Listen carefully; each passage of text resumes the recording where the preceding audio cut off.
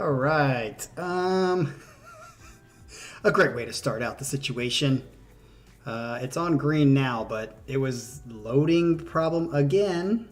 This is becoming a consistent problem, and now it's back on red. So I'm wondering if this is something to do with my OBS. So I might just have to figure out what is going on with OBS and something else, because it's like something, maybe it's like on the wrong stream, or maybe it's having trouble with the amount of video frame or something. I don't know. I'm gonna have to check it out. I thought I had it on 1080p, which should be no problem. But all right, well, welcome to Monday night. We've got a smaller crowd here for the night. Not too many interested parties when it comes to questions, I guess. So that's all right. We will get started and get through them and move on. And I just wanted to make a note before that we start doing these questions that next Saturday, or this coming Saturday, there will be no stream.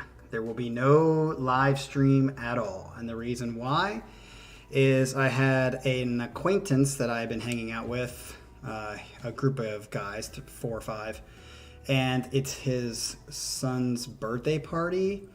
And it's the only time he can do it, and the only time they can do it is from 10 to 1. So I don't really feel like coming back from that, and I might not even, we might just go hang out afterwards, depending on the weather, although the forecast looks like shit again, of course. But we might just hang out and drink some beer or something like that. So I'm not going to be doing a stream on Saturday. So if you look on this page, you will see that there is one scheduled for Sunday, because we have 3 songs from a new subscriber or a new requester of a set, but it's not a full set. It was only 3 songs. His name is Andreas, and I haven't heard from him back. I asked if Saturday or Sunday would be better, or Monday, and I haven't heard back. So Andreas, if you're listening to this, I put you on Sunday because I can't do Saturday, and I'm guessing from your name, Karastavu or something, is that? It's definitely Eastern. Europe, Russia, I mean, I don't know exactly, but you're on a totally different time zone, I'm guessing, unless you just happen to be in the United States. And so I doubt Monday night would be good for you. So I'm guessing Sunday will hopefully be the best. So I'm hoping that that works out. If not, Andreas, I wrote you an email. You need to respond back to me and let me know. And there are 2 songs from Hobo. Hobo is turning in 2 more songs. So 3 plus 2 equals 5. That's a perfect set. So we're going to combine those 2. That will be Sunday. And then right now we don't have anything for Monday. I will give you guys until Thursday to figure out what we will do for Monday, if anything at all. So, yeah, make sure that you do not show up on Saturday. And I'm completely jealous, Adrian, that it is 80 degrees there, because it has been, I feel like we got completely bamboozled by St. Patrick's Day, because St. Patrick's Day was like, I mean, you're talking March 14, 15, 16, 17, like that whole week was kind of like 60, mid 60s, upper 70s. I had a fire be a week and a half ago now, and sitting outside, and it was nice. And since that weekend, because Thursday was great, and then Friday came in like rain and crappy weather. Since that weekend, so it's been a week and a half, we have had complete shit weather.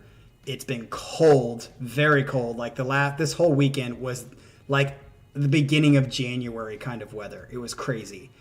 And I thought, oh, maybe that'll be the last cold of the year until, next fall. Nope, it's going to stay all the way through the weekend, of course, as of now. So it just sucks, because it's like, again, we can't have a weekend here. I think it's been, if you can't really count winter as a good weekend, but we have not had a good weekend at all this year. Every weekend, it's like the week we have a couple nice days. And March was actually really nice. The beginning of March was nice. February wasn't that bad. But when the weekend comes, it just turns to shit. It either rains, is windy as fuck, or raining more and cold. So, yeah, let's get into these questions. We actually had more than I thought, especially with the lack of time. And some of you asked some really good questions, and some people, like Baggins, asked a shit ton of questions that I'm probably not going to get to all of those. So it looks like, Adrian, you might be the only one here, dude. I haven't seen anybody else say it. So, Adrian, let's have a conversation with each other, brah. Yeah, you made some sets. Yeah, I can totally get it, man. With you getting the house, totally get it. And again, there's no need to ever say anything about doing sets or not doing sets. This is a whatever you want. Oh, Jason's here. So we got two people. It does say there are two people here. So I guess it's Jason and Adrian and myself. The Three Musketeers are going to get through this set. Let's get to the background. I tried to make a little background so it wasn't just boring of me answering these questions. So this is a little bit of a drone footage. I just typed in drone footage and tried to figure it out from there. So, hey, Jason, totally understand, man. Again, I don't feel like you guys need to explain why you can't be turning in sets. Turn in sets when you can, and, if you can't, that's cool too. So, you have so many. Sweet, man. I'm looking forward to it because I told you I always tend to like your sets. So, all right, let's get into this first question. And this first question is, of course, from Mr. Baggins because he was the first one to ask. And I just picked out the first one at first. And then I just was like, I'm not going to do these individually because there were so many questions. So the first question he asks is, why did you decide to go teach in South Korea? I find it interesting that you spelled Korea with a C. At first I thought you just was a mistype, but you did it again. So it's K, I guess, in English. So why did you decide to go to South Korea or go teach in South Korea? My guess is because cute Koreans. That's a good guess, but it's not at all true because honestly I had no idea about Korea before I went to Korea. Like zero. I didn't know. If you asked me where is it located, I probably would be able to get the peninsula on the map, but outside of that I would have never known what the flag was. I didn't know what anything Korean was. So to make a long story short, the reason I went to Korea is I got divorced, which I've told many of you was very unexpected.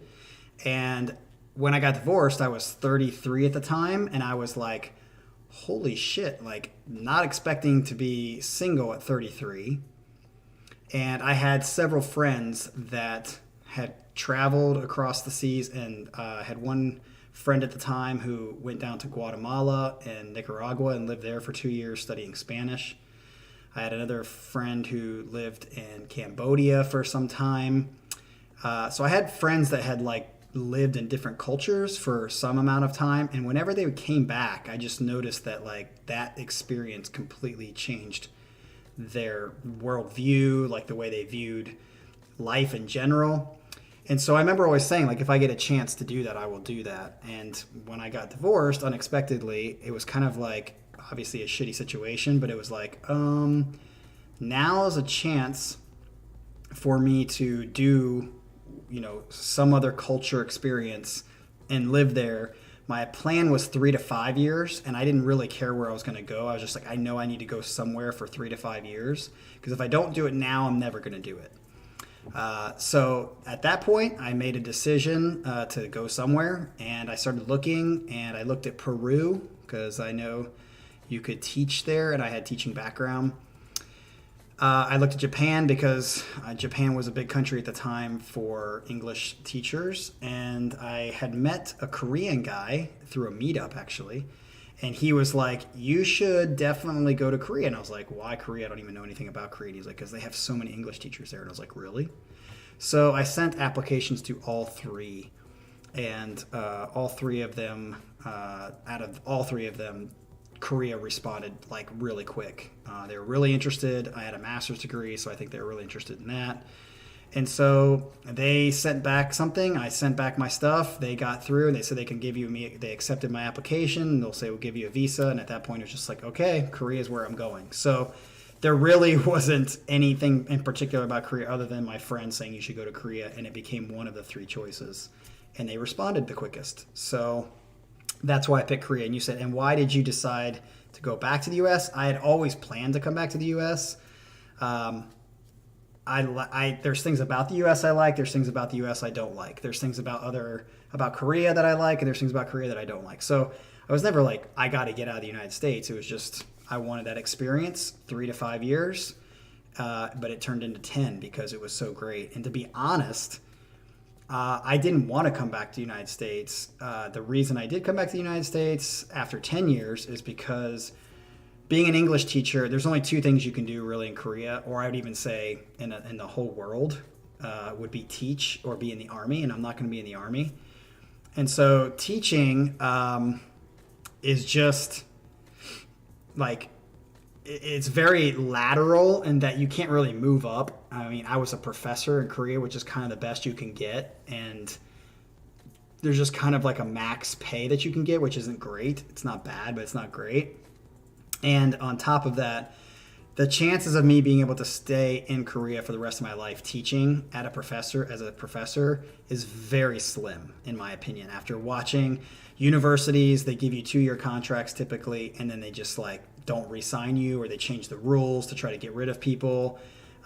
It's just at any moment you could lose that contract and not be re-signed.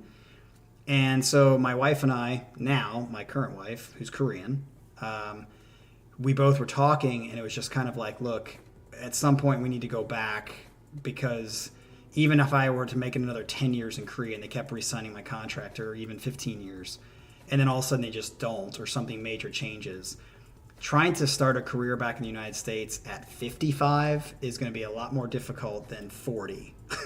So we were like, we just got to bite the bullet and go, and that's why we made the decision to come back. So how open was she to left her country, and was it difficult for her to adapt? Yes. It's funny, when we first started dating, so to give you background, we actually started dating kind of like right after I got there, like within like 5 months, totally unexpected. And we dated for like 2 years before we got married, and we've been married for 8, just over 8. So pretty much my whole time in Korea I was with her. And it was totally not expected, as I said. And when we first met, she was kind of like, I want to go to the United States. She really wanted to move. And then like after we got married, it was kind of like, I don't want to leave Korea. Probably because we were with her family. It was a good situation. And so when we decided to move back, it was, I don't think she really wanted to. I didn't want to. So we both didn't really want to. We just kind of knew we had to. And we made a decision about 2 years before moving back. And when we decided to move back, we both talked about how difficult it was going to be for her to be here. Koreans are particularly bad, especially Korean girls are particularly bad at living in other cultures. They're not very social, especially with strangers. They don't trust strangers. They don't even trust people outside of their blood family in Korea, even if they're Koreans. And there's a whole lot I could say about that, but there are so many stories I have of people that I knew that were married to Korean girls, especially, that would move to different countries, and then the wife would go back to Korea because she was depressed and wasn't happy in the place that they were. Like the first time would be like 3 months as a visit, and then she'd come back, and then they'd be 6 months as a visit like a year later, and then it just was like they were visiting Korea more than they were living in the other culture, and then it just divorced. So we discussed that it'd be a potential crisis to our marriage if, she couldn't adapt, and we still have problems. We're 2 years, almost 2 years back in the United States, and it's still a problem. Like, it's still not just her. Like, I'm having serious difficulty living in this culture again. They call it reverse culture shock. And they say sometimes coming back to your own culture is almost harder than when it was going to that culture in the first place. And that's definitely true for me. So how's she handling it? Yeah, she's not, just kind of the same as I'm handling it. We're just kind of going day by day. I'm not happy here, to be honest. I'm not nearly as happy here as I was in Korea. But that's for several reasons. That's not just America in general. coming back during COVID and having 2 years of, I probably just got my stream blocked, was probably not the best thing, obviously, because everyone was hauled up. There was no chance to meet people. So, yeah, it made it much more difficult. I could talk about that more. So we're already how long in? Yeah, so Adrian, I would really say, and I would say this to every single person out there, no matter what age you are, if you have a chance to live in a different culture, you definitely should. It has completely changed my worldview on many things. I think it's essential. I think if you don't get a chance to live in another culture and be forced to live in somebody else's perspective and a culture's different ways of doing things, not for a week. I hate when people are like, yeah, I lived in a different culture for a month. That's not living in a different culture. That's like not even honeymoon. That's like a one night stand in relationship terms. You got to live there. That's why I wanted the 3 to 5 year experience, because you want to live there long enough where you start to kind of get stuff. There's phases of it, just like a relationship. There's a symbiosis stage where you're like all happy and whatever, and then there's like this like desensitized, and it's just, there's a whole process. But I would say if you have a chance, you should definitely do it. I think it's that worthwhile, and I think if you don't do it, you're really missing out on a pivotal life situation in the growth as a human being. So that's what I would say. Yeah, exactly. That's a vacation, but people will be like, "Yeah, I've been to Philippines and I know the Philippine culture." And you're like, "How long were you there?" 3 weeks. Yeah, you can't really make any discerning factors about certain things in a culture if you've only been there for 2 or 3 weeks.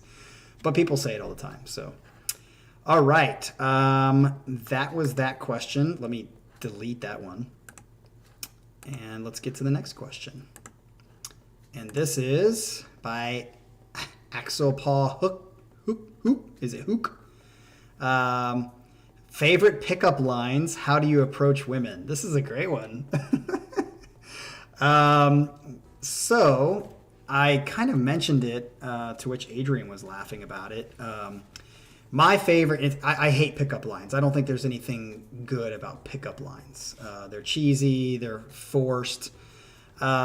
So I'm definitely, like, when I got divorced, I had like 2 years before I moved to Korea in Denver, Colorado, where I kind of discovered myself as a man. Like, totally learned better ways, not like nobody's perfect, obviously, but like better ways to approach women, talk to women, have relationships with women romantically. And I mean, you can just go into YouTube and type all this stuff, but I really got into what's called The Game, and The Game was the first book I read because one of the friends I had in Denver told me about it. The Game was basically a biography about a man named Mystery. Eric Von Vonovich is how you say his name. I can't say his last name. He's Canadian. He actually had a show on TV on VH1 called The Pickup Artist, and people make fun of him. I made fun of him the first time. It's a long story. But he actually wrote a book called The Mystery Method, which is what the biography, The Game, was about him and his life and his crew. And Neil Strauss, the guy who wrote The Game, actually went into that world and became a pickup artist for like 5 months. He also did a book on Motley Crue, I think, and he followed Motley Crue around for like 5 months or something like that. And so after I got over the initial making fun of it and thinking it was stupid and lame like everybody else does, when I read The Mystery Method, the actual book, and as a background in counseling, because that's my master's degree is in counseling, he makes a lot of sense. Now, I'm not saying I like him. Like, I think he's got a lot of issues psychologically. But just because you have psychological issues doesn't mean you can't say things that are correct and make a lot of sense. From your depletion or fucked upness, you might be able to discover things because of that other people can't see or don't know. And I think a lot of what he said is, he's like the father of pickup artists. And all the things that people are doing now, the whole red pill, all that crap, all the, all of that stuff is originated with him. So I agreed with it. I went out and did it. And so one of the things he talks about is there aren't such things as pickup lines that are good. You just have a conversation and you just ask questions, and it's called indirect game. And so you indirectly have a conversation so it doesn't declare your interest at the forefront, is what most guys do, is they just immediately go up to the girl and be like, oh, I love you, and they put this pussy on a pedestal, and oh, everything, you're there, and I'm trying to win your heart, instead of just having a normal conversation and, you know, getting attraction in a different sort of way. So, yeah, so I agree with that. So to me, especially in the United States, indirect game would be the way that I would talk to women or start conversations. And I still do it. Like, it's not just about picking up women or talking to women. It's about social ability, how you interact with people. So you can kind of game dudes too. It's a lot easier, obviously, because you're removing the romantic part of it, unless you're gay, which is still even easier than picking up women, because gay dudes just will go down for much. No pun intended. So, yeah, I mean, it's about how to interact with people, and I think I learned that, and it's just asking questions and follow-up questions and being interesting, and being interesting yourself first, which is part of the game too, is that people miss, is it's really a self-help kind of situation. It's about learning how to be a man first and what it means to be a man and who you are as a man, and then allowing that to attract women more naturally than, you know, pickup lines and stuff like that. So that's kind of all I'll say about that. If you want more, we can talk more about it. I've actually thought about doing like dating stuff, but so many people are doing it. It's it gets so cliche. What's up, Ryan? What's up, Ash? You just missed me talking about picking up women. Kind of. All right, so we will move on to the next one. I'm already starting to lose my voice. I don't normally talk this much, so I do talk a lot, but not this much. All right, so let's get to the next one. This is by Scott. Scott says, Baggins, breathe, man, because Baggins was asking so many questions. My question is, what was the best concert you ever attended, and what's your favorite story from a concert you attended? Well, I'll be honest and upfront. I'm not a concert person. I have honestly not been to many concerts, because to me, listening to a CD and the music itself is always going to be, I want to say, better. It's kind of like watching football. Like, going to a football game, there's like the energy of it and stuff like that. That's cool, but that's a whole different situation. But if I want to watch a football game, I don't want to go to the game. Watching it on TV is way better, in my opinion. I feel the same, like a similar sense about concerts. Like, the reason I went to concerts, honestly, I would say 90% of the concerts I've been to are Dream Theater, because I've been to 15 Dream Theater concerts or more. And maybe 5, 6, 7 other concerts on top of that, probably more that I can't think of, but in general, kind of not that much. And I go to the Dream Theater concerts because I want to see them pull off live what they do in the video or in their songs. Like, the technical prowess of what they do, I just wanted to see them actually pull that off live, because it's just like a God experience for me. So if I'm going to I don't know, I don't see myself going to a concert to just feel the energy, although I have, because I do that with the Hoodoo Soul Band, which is that Columbus funk band I told you about that's in Columbus. They also pull off technical crazy stuff too, so in a different sort of way. So that's just kind of me. I just don't go to a lot of concerts. So that being said, obviously, probably my favorite concert experience is a Dream Theater concert. My first one was 1994 at the Newport Music Hall here in Columbus, Ohio, when I was in high school. I had just started following Dream Theater, and they were on their Awake tour for the Awake album. And we saw them with my drummer from my band and the guitarist from my band. The three of us went. We drove down there. I'll never forget listening on, and the guitarist we were borrowing his parents' car. That shows you we were 16 years old. And it was an Astro van. We were all in the Astro van driving down, or it was an Aerostar. I'm sorry, an Aerostar. My dad had an Astro van. the Aerostar van, and we were listening to "We Built This City." We built this city, like on our way down there, and I'll never forget that, the three of us singing "We Built This City" on our way down to listen to Dream Theater.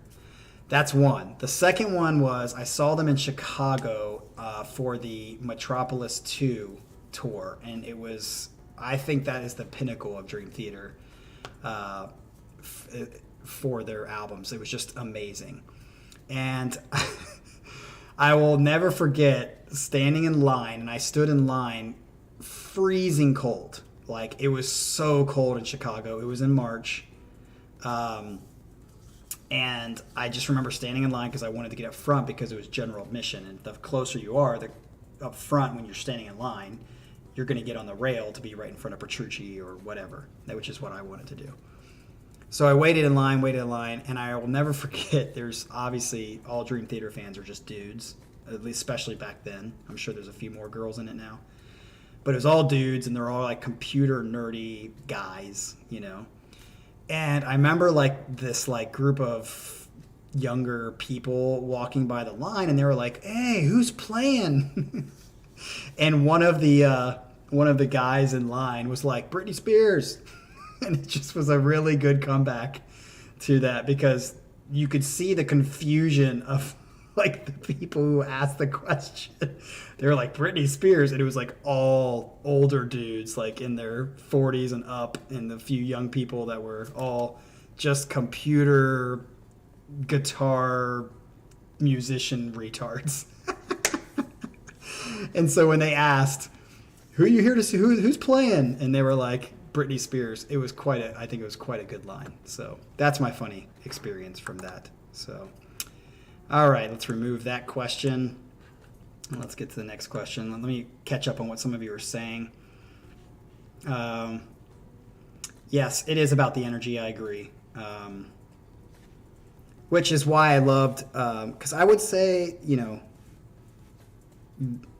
Leprous is not the most technical of bands, but like the energy of that concert was really, really good. It's just that I haven't gone to a ton of them, and there's no bands that I've really liked enough to be like, I gotta go see them. Extreme was really good, but they also do some pretty technical stuff, especially Nuno. So I saw them in Seoul, which was crazy.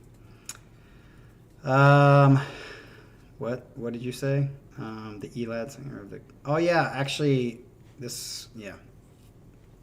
I heard about that he broke his legs or something like that. So I guess they're just instrumental now. So yes, all balding middle-aged guys is exactly what it was.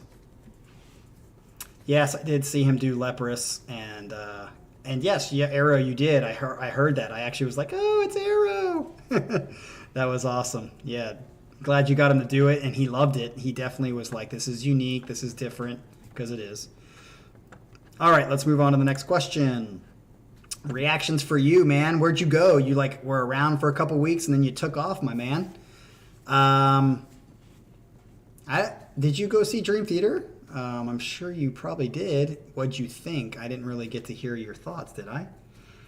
You said, why do you think progressive music hits you so well? And will we ever see your wife in a HodgePodge?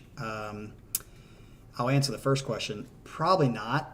She's pretty shy, especially with this stuff. She doesn't really care about this kind of music. Like, she likes ILO, a couple songs from ILO. Coalescence is like her favorite song. But outside of that, like even Leprous, she liked it, but she didn't love it or anything. Like I think it was kind of like a non-factor in her life.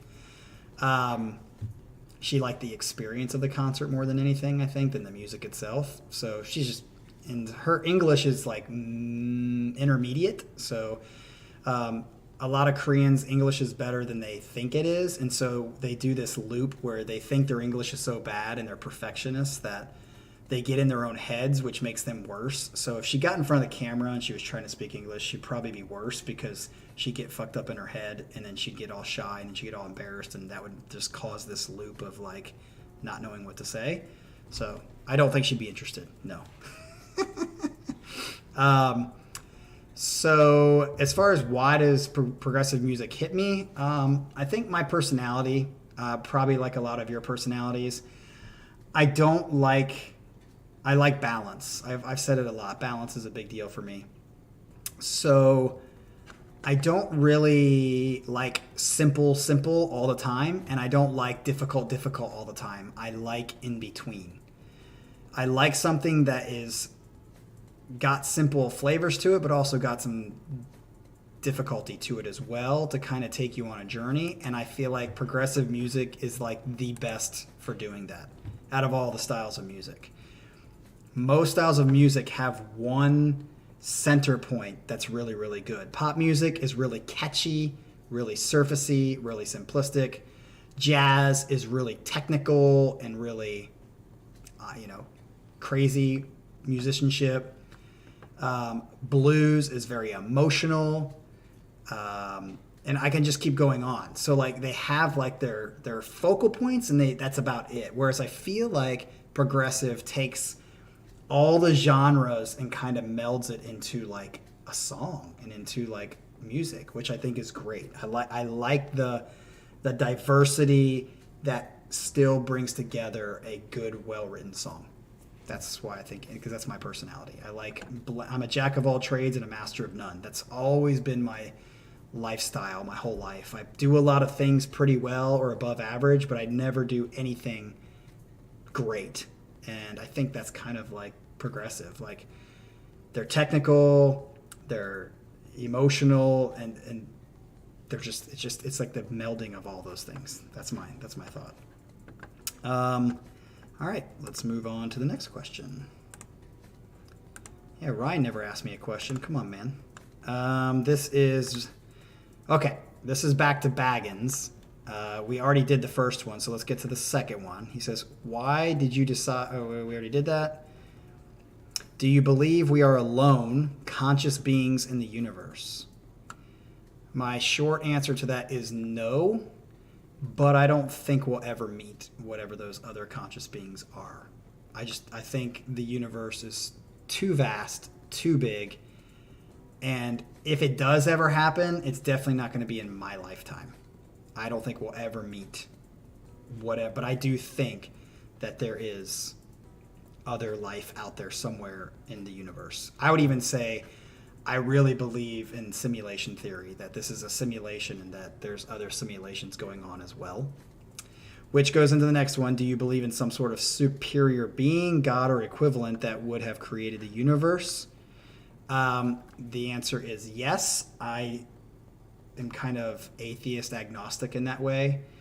Not atheist in the popular definition that there is no God, but atheist as in not theist. I believe there is a God, but we don't know what it is. I don't know if it has personality. It definitely has personality to some degree, but I would believe in it at the moment. I would believe in a deistic sort of God, a God that created everything.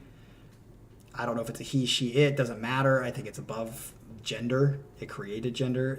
It's everything that's not created, but all of creation is like an image of it, of that God, and it just kind of it doesn't like interact with the world. It has laws. It created laws. It created all this stuff. I do think that it's a basic philosophical principle that people try to say they've debunked, but it just doesn't make any sense how you've debunked something that is seen. It's the Watchmaker Theory. Everything that we ever see has a creator. So whatever creation, there's a creator. So it comes from something. So like a watch came from someone who created the watch. So there's a creation, and then there's a creator in everything. Shoes, clothes.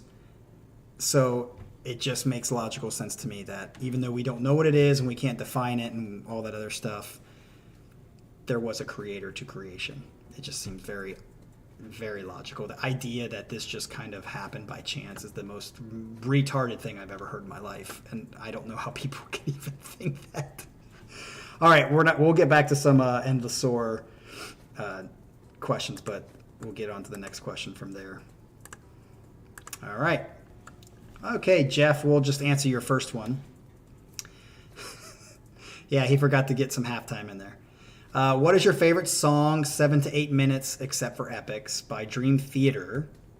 What are your other favorites in the range of lifting shadows off a dream. This is really hard, but I did make a video of this that's on the channel that lists my top 20 Dream Theater songs. So if you really want to know, my first song, if it's considered a song, is Change of Seasons, but that's the only epic. The other ones, like Lifting Shadows Off a Dream, are not very long. They're within that 7 to 8, 10-minute range. If I were to say right off the top of my head, outside of Lifting Shadows Off a Dream, it's probably going to be Trial of Tears, which is 11 minutes, so that's not really fair. It's kind of an epic. Or I would say Blind Faith. Blind Faith is definitely in that 7 to 10 minute range. It's just fucking amazing. It's got everything. It's got runs, it's got melody, it starts slow, has beautiful chorus. So Blind Faith is probably that answer to that. All right, we'll save your next questions for later. Let me delete this. Get to the next one. That is Adrian. All right, Adrian.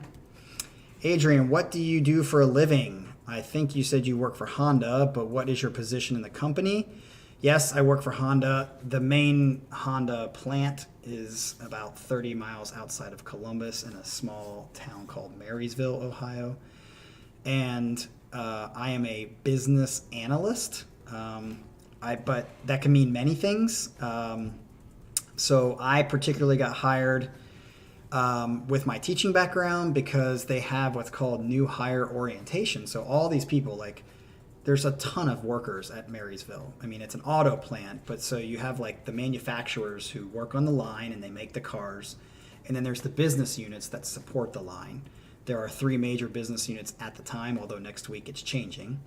There are 3 major business units that support the line in planning and strategy. And then you have commodities that are the parts, kind of like the body that works just on the body. Then you have the function of the car, and then you have the appearance of the car. And they talk to suppliers. They get suppliers to get parts for the cars, and they have to work on that.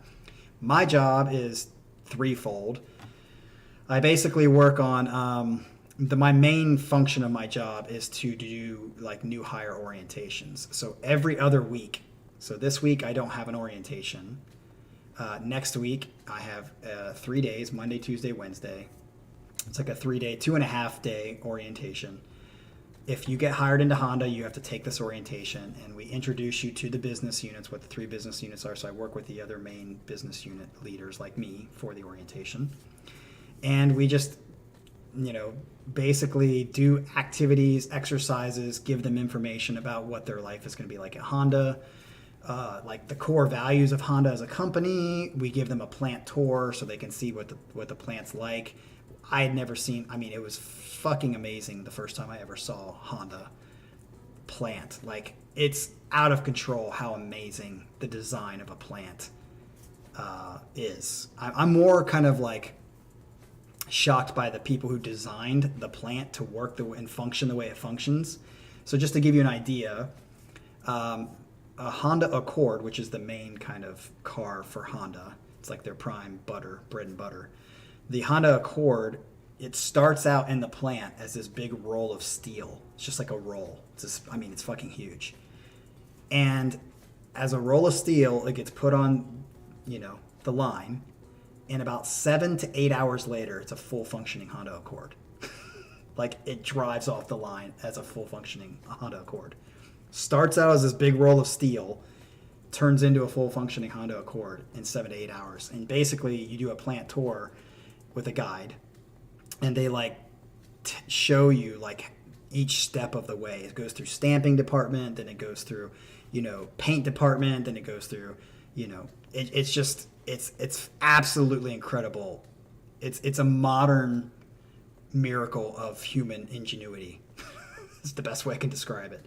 So we have them do that. And so it's a 2.5 day kind of, and I lead that orientation. I teach it. I do most of the presentation of it. I had to come up with ideas to try to make it interesting instead of them just sitting there. Because when I went through it, it was fucking boring as hell. It was so boring.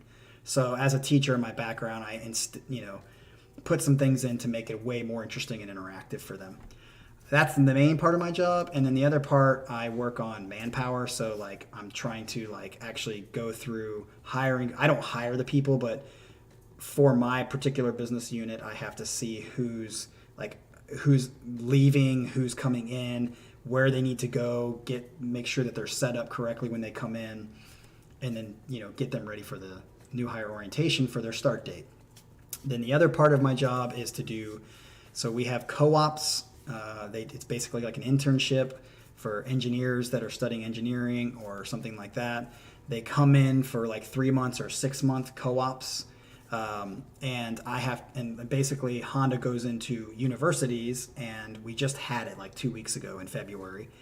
I'm sorry, I guess a month ago now, where they have career fairs at universities, and at these universities, Honda's one of the booths there, and students come in who have to do co-ops, and they sign up and they interview to do a co-op at Honda. And it's a pretty prestigious co-op. So like, typically Honda was like the creme de la creme, although that's changing because there's a lot of competition coming, or has been coming. But Honda was like the creme de la creme for co-ops. Like they would come, especially in the automotive industry, and they would it'd be really, really tough just to get a co-op. It's not even getting a job, just to get a co-op for 3 months or 6 months. So I kind of have to arrange the recruiting like months. When we do hire co-ops, we have a co-op orientation for a day that I have to run. I have to get that set up. We do round tables. We do all kinds of things to help the co-ops experience good, see what they're learning, see what they're not learning, give them a chance to talk, kind of arrange all that stuff. So that's kind of a trifecta of my job. Hopefully that answered.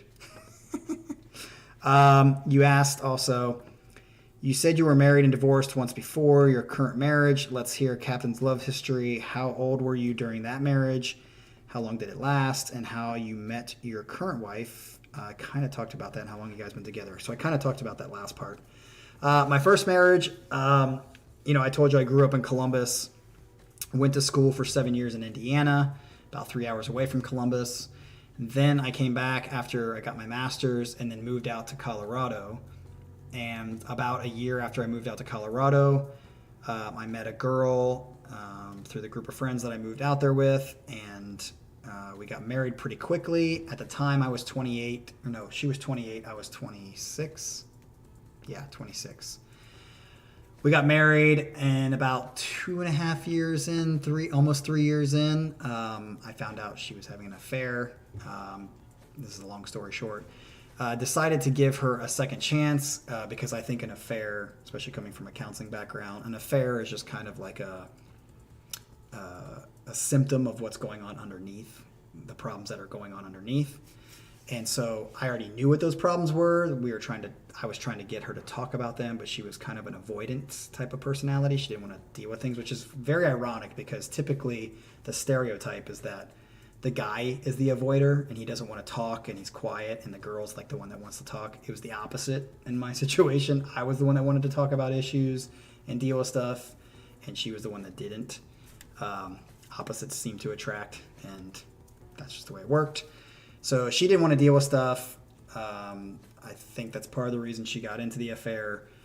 So when I gave her a second chance, I said, hey, if you really want to do this and you really want to work on the things that we said were a problem and issues before, then I'm willing to give you a second chance. I had 3 major stipulations. I'm not going to go into those, but I had 3 major stipulations for me to give her a second chance, and she agreed to those stipulations, so I gave her a second chance. And then about 3 months later, found out she went back to the affair, which, by the way, that guy was married and had kids, so it was kind of a crazy situation.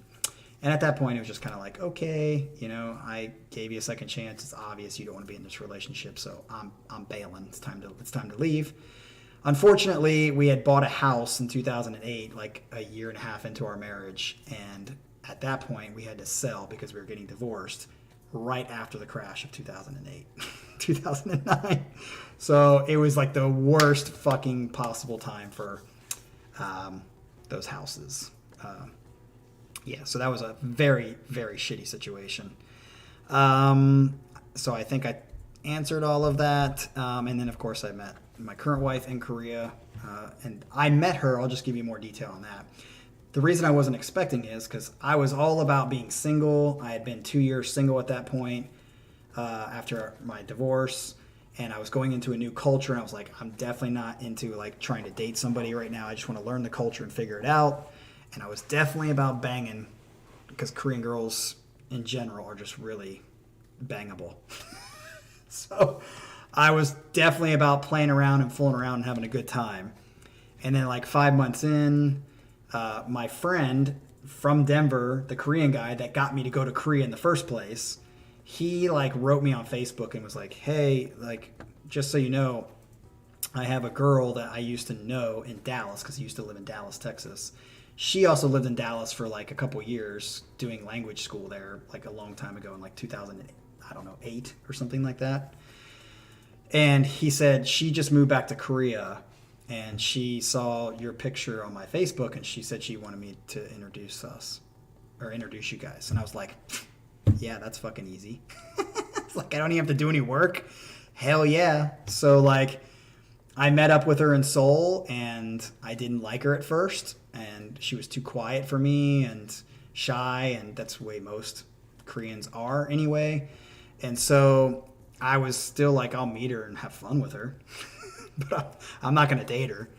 And then I went out on other dates, and, you know, a couple months goes by or whatever, and I saw her, you know, like 2 more times or something like that.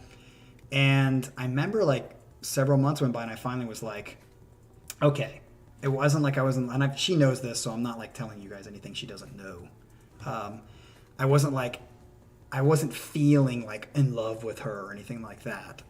It was more of a conscious, logical decision to date her. I was like, I've never dated a fully foreign person. I've always dated like Korean American or Hispanic American or Black American, whatever it may be. I have dated a lot of different cultures, but they were like American of that culture. I had never dated like someone from Spain or someone from Africa or someone. I had never done that. So I was like, you know what? This is my chance to have that experience as well. So I'm going to date her. And just get that experience, for good or for bad. But I'm going to commit to it and see what happens. And then here I am, married for 8.5 years with her, and fell in love with her after some period of time. And, you know, that's kind of a long story as well. So, yeah, it wasn't expected at all. Our Korean girl's very promiscuous. It's very different, Adrian. They are, but they aren't. Like, I'll say this, having affairs in Korea is way easier and much more prevalent than it is here, if you can believe it. But it's very secretive. It's very behind closed doors. It's a very don't ask, don't tell kind of agreement almost. It's definitely an agreement. And you don't talk about it, just avoid it. In our culture, if there's an elephant in the room, you deal with it, and if you don't deal with it, there's a problem. In the Korean culture, if the elephant's in the room, you ignore it for as long as you possibly can until you have to deal with it, and then the shit hits the fan. So that's kind of the culture, the saving face culture that you hear about a lot. And I remember when I first went there, I totally was like not understanding of it, disagreed with it, thought it was the dumbest way to live life. And now I can totally understand it. And I'm not saying I think there's a balance. I think the one thing it taught me was lying is good sometimes. And it is. And not every problem needs to be dealt with and communicated. And sometimes just hiding things is a good thing, and it's healthy for the relationship and for other people. So, but I also think you need to deal with things. So I think I've always said this, Korean culture and American culture are almost exactly opposite of each other. And if you could take the good things from American culture and get rid of the bad things, and you take the good things from Korean culture and get rid of the bad things, and you kind of meld them together, it might be the best you can get, as close to a perfect culture as you can get. And so there's a lot of good things about both that kind of, if you can take the middle part of both of those, I think there's a lot of healthiness to that. And that's a lot of what it taught me. So Korean girls are promiscuous, but in a very different way. And the game, As I was talking about earlier, in America, indirect game is really good. Direct game is terrible. Going up to a girl and be like, "You're so beautiful, I needed to talk to you." Terrible, terrible, terrible.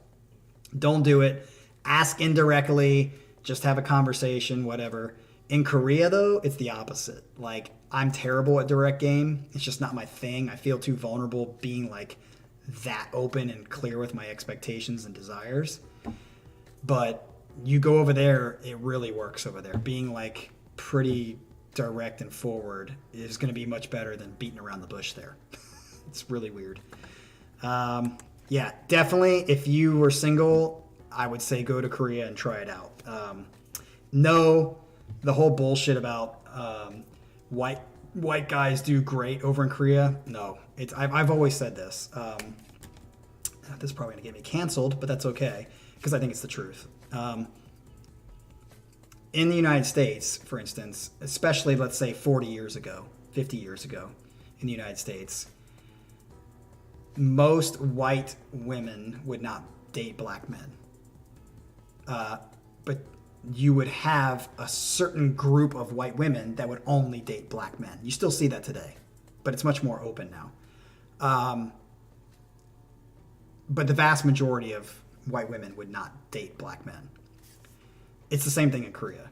It's like you have your snippet, your group of Korean women that tend to only date foreign guys or white guys, whatever you want to call it. But the vast majority of Korean girls, especially like the hot ones, will never date a fucking foreigner. They just won't. They're very xenophobic there. Very xenophobic. They're like 1950s America.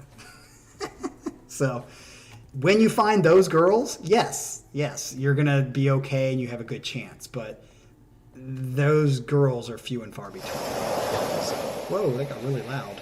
The ocean. Do I need to turn that down a little bit? Yes. All right, so let's get to the next question after that. We are already at 57 minutes, so we're going to wrap it up here in a little bit. Let's see what this question is. Oh, we're back to Paravarium. Here we go, Para. You've been staying awake this whole time just for your question. Gonna come in swinging hard if you really want this content. Otherwise, feel free to skip. What was the biggest factor in you leaving organized religion? Good question. And no, this would not make me not want to answer it. Long story short, it's very funny. I've never had an issue with the most people that I've met and I've experienced and come in contact with who walked away from the Christian faith specifically, or people who are atheists who have a problem with the Christian faith. It's always a very logical, argumentative, there can't be miracles. I have to see to believe, like very, very like argumentative, philosophical arguments.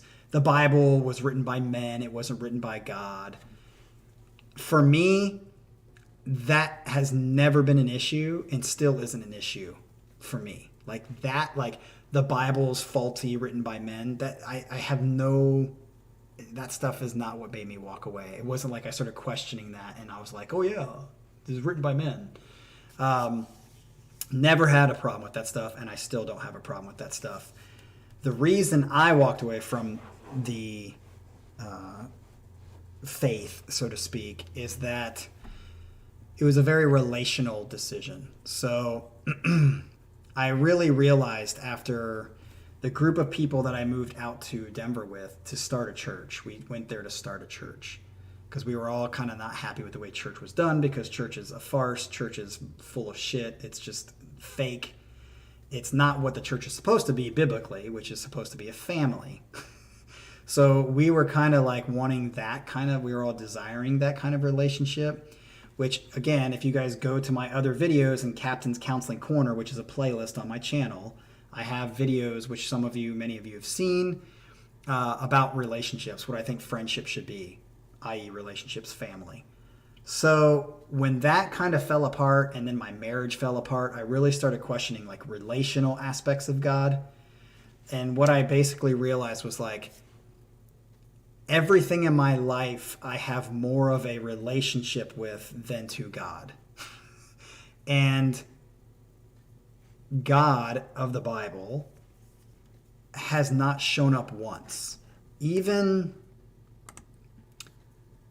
like I'm not saying I want him to show up all the time, but there's got to be some sort of interaction. Even when I pray, I'm thinking in my head what God is saying back to me. He's not actually saying anything back to me.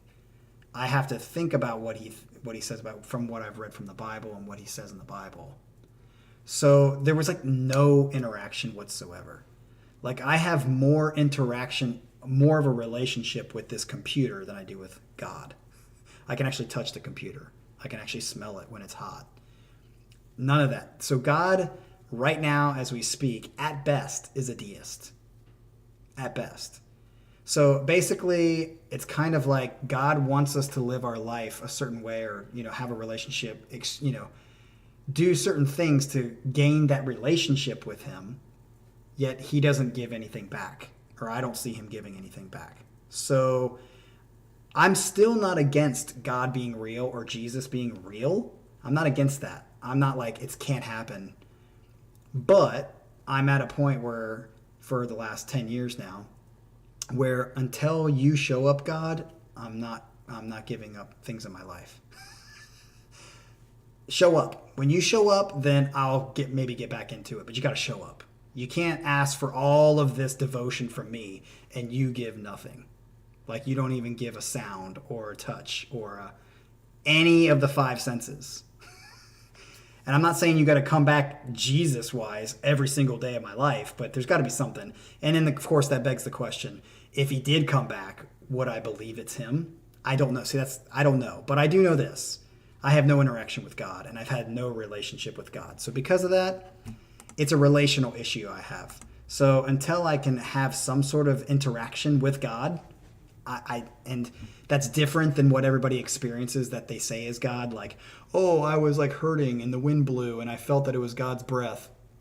Lots of people feel that. There are people that have cancer, that cancer's gone away and it was a miracle, that were believers and non-believers. So there's nothing different about the experience of a Christian that there is of people who are not Christian, of any interaction with God. So unless you believe in speaking in tongues and people who believe that they have the Holy Spirit come upon them in fire, I don't believe that. I've never had that experience. So hopefully that answers your question, Para. It's a relational problem. It's not a philosophical problem, if that makes sense. Like if I had interaction with God, like I have interaction with my wife or whatever, then the other stuff comes along and makes sense. But without that relationship, the other stuff doesn't make sense to me. Or I'm not willing to buy into it. So yeah. I mean, there's got to be some relationship. And at this point, there is no relationship. Okay, we'll go for a couple. I'm trying to get through these quicker now. I feel bad for the people who are at the end. Let's see who's next. Matt Main, my question is, how many of the guys in the normal chats do you know in person, if any? Goose egg. I don't know any of them. I did meet Kelly, who doesn't ever come to the chats, but she does watch the content. I met Kelly and her brother at the Lepers concert, and we talk every once in a while because they are in Kentucky, and so they sometimes come up here, and yeah, so they're from Knoxville, and they sometimes come up for Dream Theater concerts, for Lepers concert. I think they're going to the Haken concert, so I'll probably meet them then. But that's the only people I've even met from the chat. Everybody else is in different places. Adrian's in Oklahoma, Para's in California, JBB's in whatever you call it, Canada, but I don't know which province. I forget which province. I think she's near Toronto, right? So yeah. I don't know anyone personally, but I wouldn't, as I've said on the channel, at some point, if there's like the stars align and we can, or at least a few of us or several of us can somehow meet at the same concert, I think that'd be great. I'm totally down for that. So, all right, Matt Main, hopefully that answered your question. Let's move on to the next one. Let's get another Baggins one in here. He says, did you travel elsewhere than U.S. and Korea in your life for tourism or vacations? Yes. Been to Canada, obviously, several times. Been to Mexico several times. But once I moved to Korea, it was just like great because everything was so much closer as far as traveling is concerned. So I went to Spain, which is not really that closer than from here. But I went to Spain. My honeymoon was in New Zealand. So I went to actually Hobbit Town, which was really great. So I saw the Lord of the Rings Hobbit Town, the Shire. Went to Japan several times because it's like a 2-hour flight. I went to the Philippines the most because it was so cheap. Round trip ticket was $125 sometimes. And I would go to Boracay, which was like the third best, most visited beach in the world or something like that in 2015 or 16. Went there 4 times. Went to Vietnam, Nha Trang. Went to Thailand. Went to Hong Kong.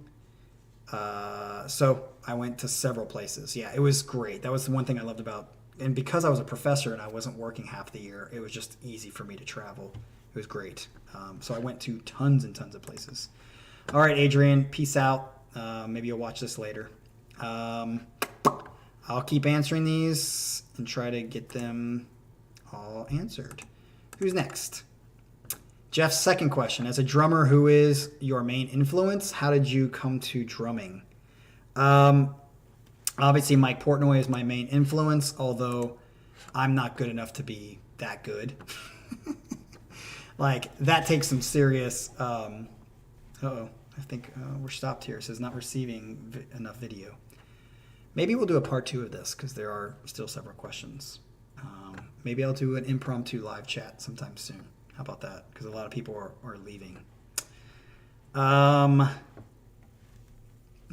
answer this one. So as a drummer, like I said, I'm not a drummer.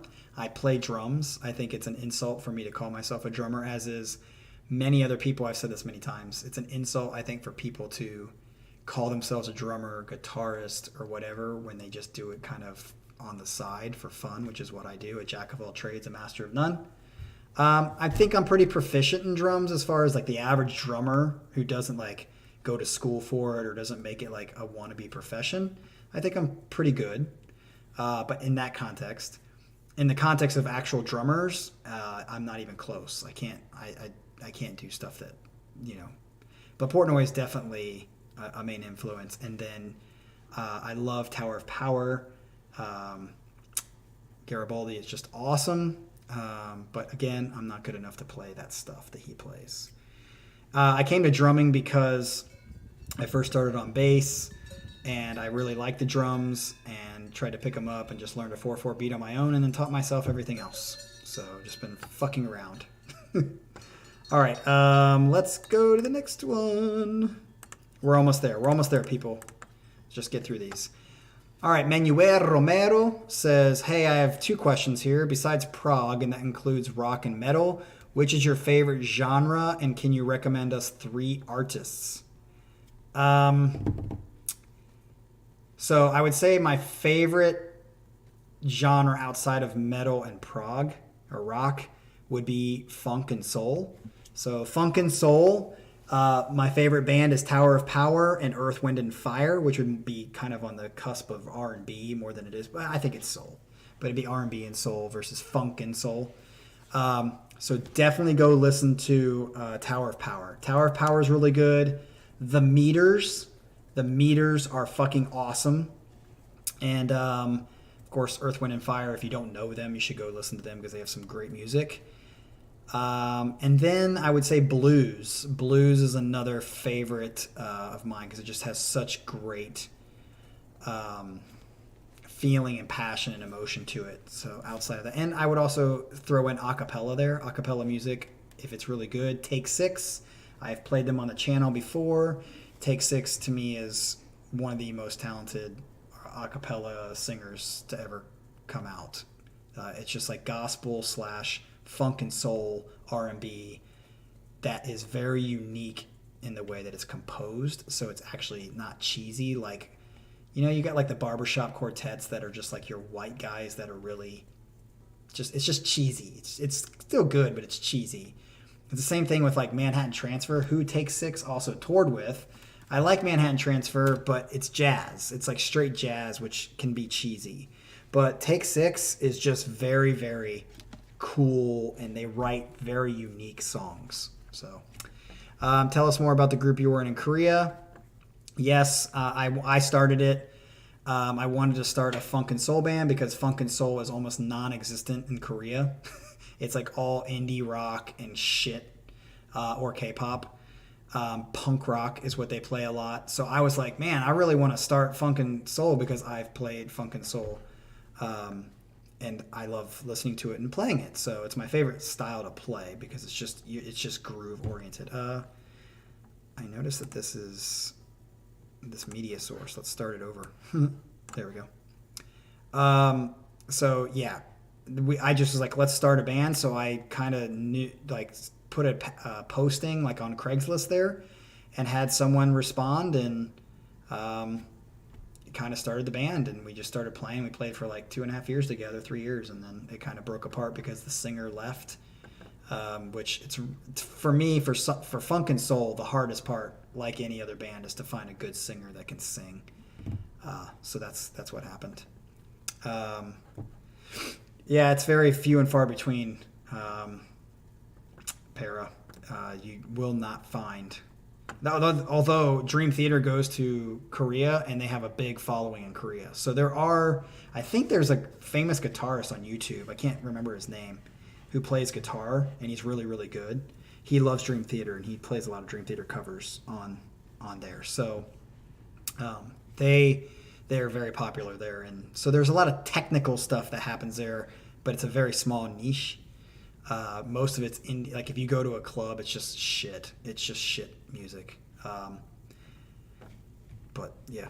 All right, let's get to question. Where are we? Okay. Let's delete this one and go to the next one so you guys can see it. Let's go back to a Baggins one. Baggins, we've already answered some of yours.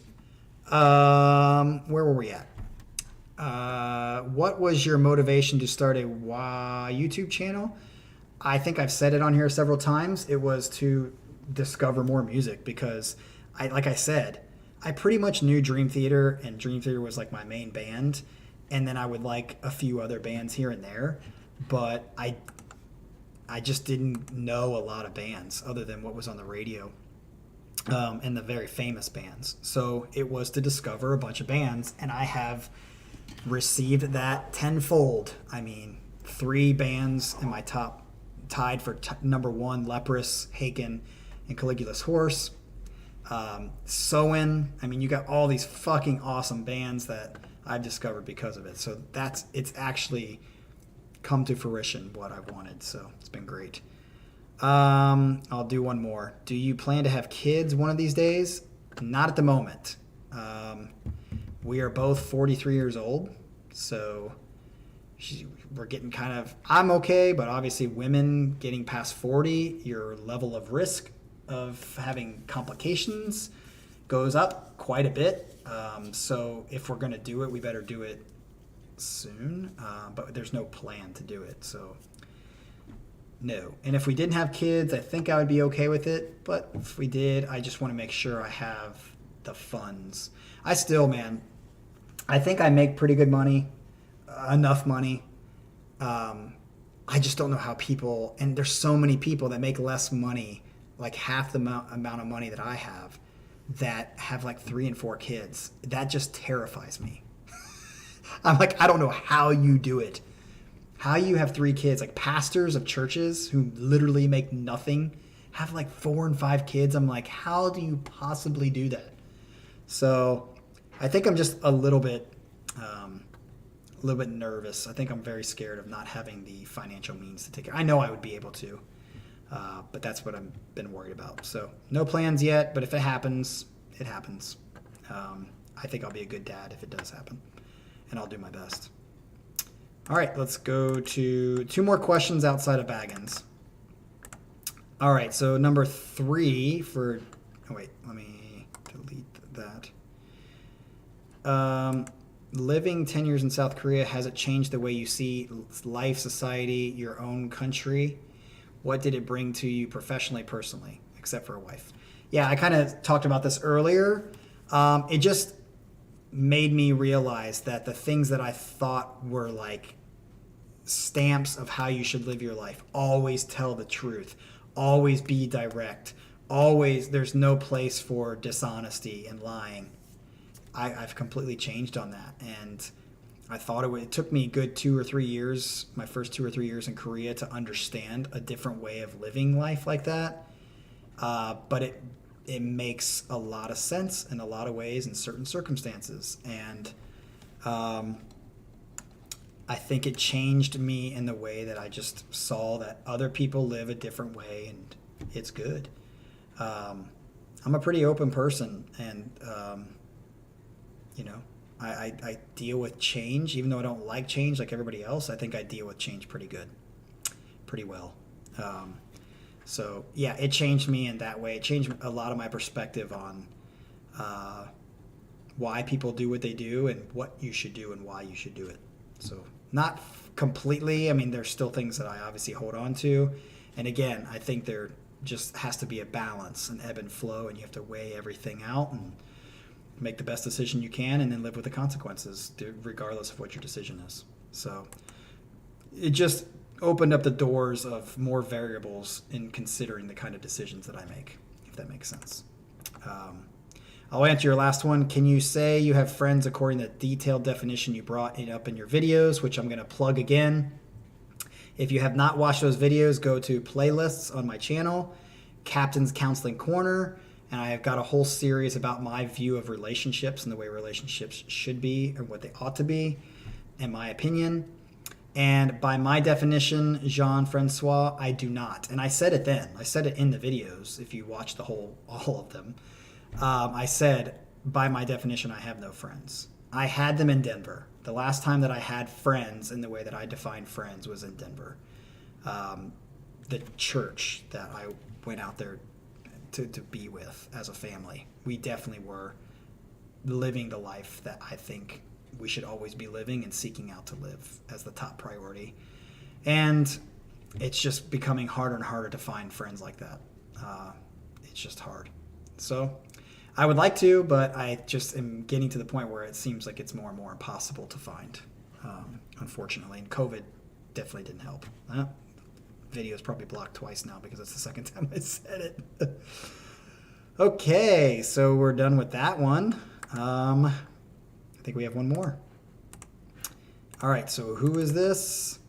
Oh, that's the one we just did. So we'll do one more or two more Baggins ones, and then we will wrap this up. So let's see. Baggins says, do you own paper Magic cards, and have you ever tried the Commander format? No, I have not tried the Commander format, and yes, I have 3 decks. I have a blue deck, a white and red deck, and a blue and red deck mix. So yes, I have 3 decks. They're all old. I don't know the new. I haven't played it in a long time. I tend to find that I would love to find people who are not too serious about it. Again, I'm a jack of all trades and master of none. I like to do it as for fun. And I would love to find somebody who's not going to kill me in 3 turns because their deck is so awesome. I mean, to me, 90% of the game is you building the deck. So if people actually take real hard time building their deck to make it amazing, I'm going to be dead and not be able to stop it. That's no fun to play that game. I want to play a game like old school game before people got really, really into it. So yes, I do have it. Do you have a favorite brand for beer?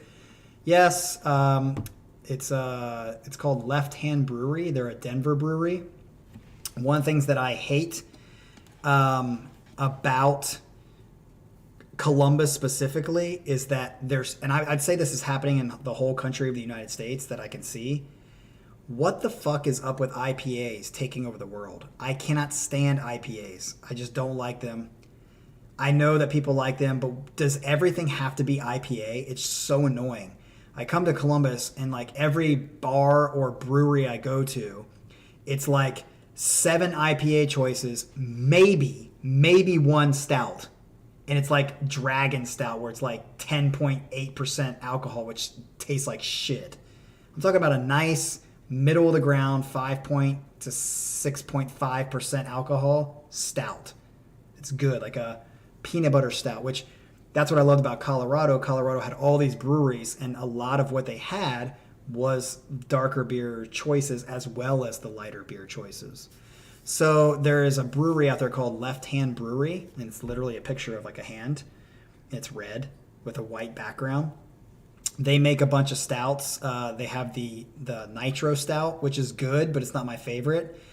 They have a seasonal one called Peanut Butter Nitro Stout, and it's just so fucking good. I have one in the refrigerator. Actually, it's making me want to go drink one right now, but I'm not going to. So I know for cheap, piss poor beer, I definitely think Coors Light is the best of the shitty beers. Like, Bud Light tastes like water. I don't know how people drink it. Miller Genuine Draft is a little bit better than Bud Light, but when I drink Coors Light, I feel like it has a lot of carbonation to it. To me, it's the difference between Pepsi and Coke. Coke is way better than Pepsi. Coke has like fizz to it. It doesn't feel like you're drinking syrup, which is what Pepsi tastes like. Has no carbonation to it, and it's just like drinking syrup. I feel like that's the same way with Coors Light. Coors Light, yes, it is a light beer. It's not expensive, but out of the light beers, it's got carbonation. When it hits the back of my throat, it feels good. So yeah, I would say Coors Light for cheaper beers, and then Nitro Milk Stout, or Breckenridge Brewery, which is another Colorado brewery, it's called the Vanilla Porter. Breckenridge Vanilla Porter. Oh my God, so good. The Vanilla Porter is so good. So yeah, that's my thoughts on that.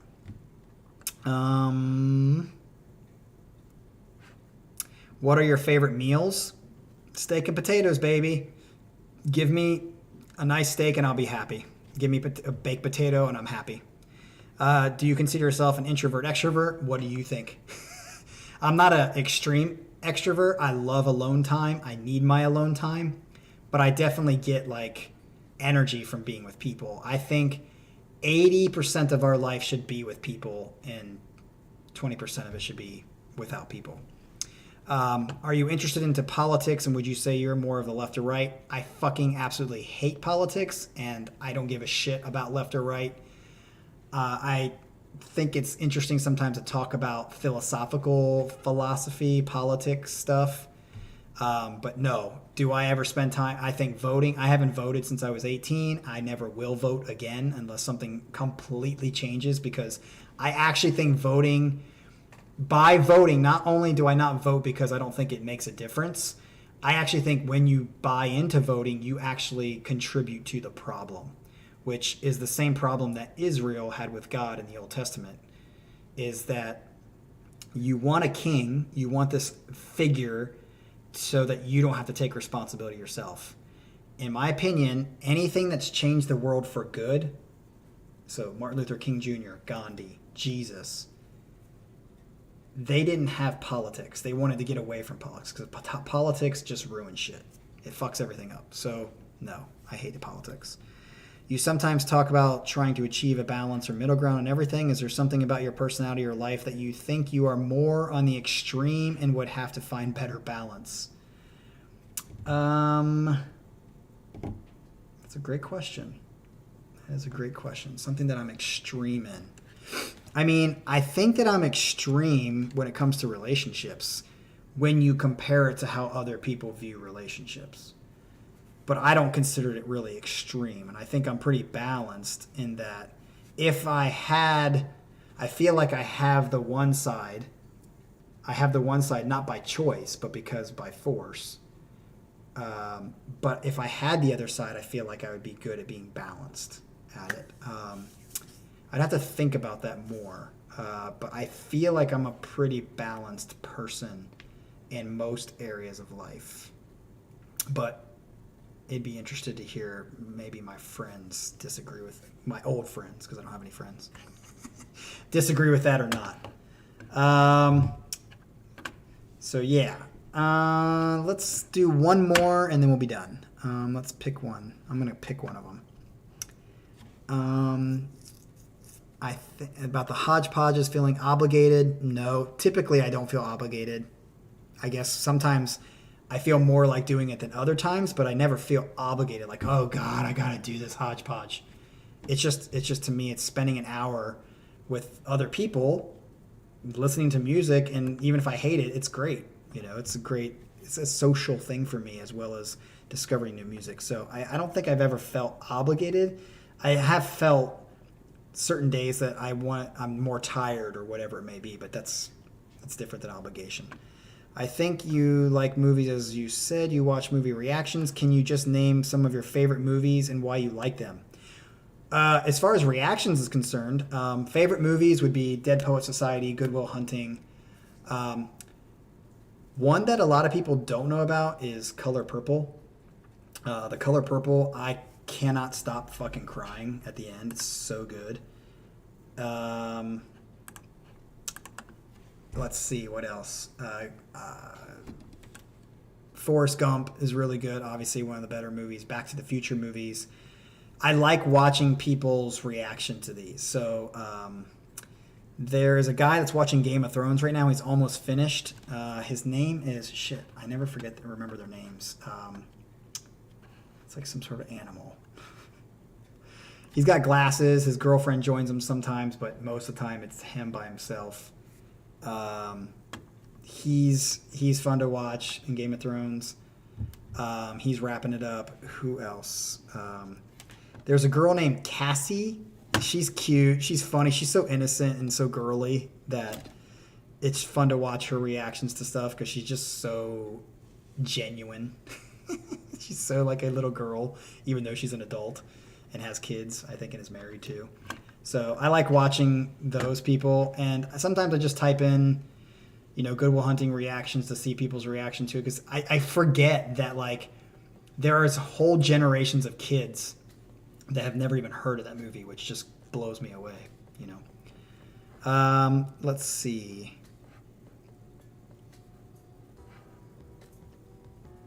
Same. If you can name a couple movies you think were a lost of time that you disliked. You know what? I didn't like, what is that movie with Robin Williams where it's in the colors, What Dreams May Come? I thought that was retarded. I know that like a lot of people just loved it. I remember the first or second time I saw Eternal Sunshine of the Spotless Mind, I thought that was like dumb. I didn't get it. I thought that was a waste of time. So I don't really watch a ton of movies. I just kind of stick with the movies that I know, kind of like bands as well. Would you like to hear what it was like during your childhood? My childhood was shitty in the sense that my parents got divorced when I was like 7. My mom cheated on my dad, ironically. And my dad moved out in like 2 weeks. My soon-to-be stepdad moved in, and he was a total dick. He was full-blooded German, just a jackass. And my mom has got a lot of issues, and it was just not the greatest. My dad was a shining light in my growing up. He actually, I think, is the reason why I'm not crazy. It's my dad. And yeah, it just was tough. I had to grow up very early. I was very independent, had to take care of myself from a very, very early age. But there were some perks to that. I got arrested twice when I was in middle school and high school. So I was a very delinquent kid. I wouldn't call myself like a violent kid. I think because of my dad, I never went down the violent route where I like hurt things or people. But I definitely did damage, like delinquent sort of things. Like I got arrested for blowing up a porta potty with a works bomb when I was in high school, and we did like tons and tons of damage to houses and cars and like people's things, like possessions. I did the whole shit on the door thing. Like I took my dog's shit and put it into a paper bag, put it on someone's doorstep and lit it on fire. So it was like this big fire, knocked on the door, and they came out and stomped on it, and they were like, got shit all over their feet. That actually worked. So I was just a delinquent sort of kind of fucker growing up. Favorite book? I used to read a lot more than I do now. I never read anymore. I just think it's better to discuss things. But my favorite book would have to be like probably Wild at Heart by John Eldredge. It's a Christian book, so you're probably not going to like it if you don't have any if you hate Christianity kind of stuff. But I think if you can look past the Christian stuff, the God stuff, it's one of the best counseling books ever about being a man. If you're a girl and you think, well, that doesn't affect me, I think it helps you to understand men. So it's a great, great book. It's called Wild at Heart by John Eldredge. Can you share funny anecdotes in your life that when you remember them, it makes you laugh and smile? Shit. There's too many of them. Shit. I'll share one, and this will be a good way to end it. We're at 1 hour and 30 minutes. Anecdote.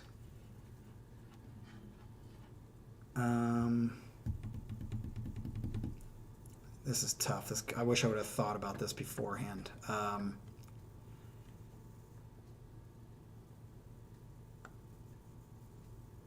Makes you laugh and smile.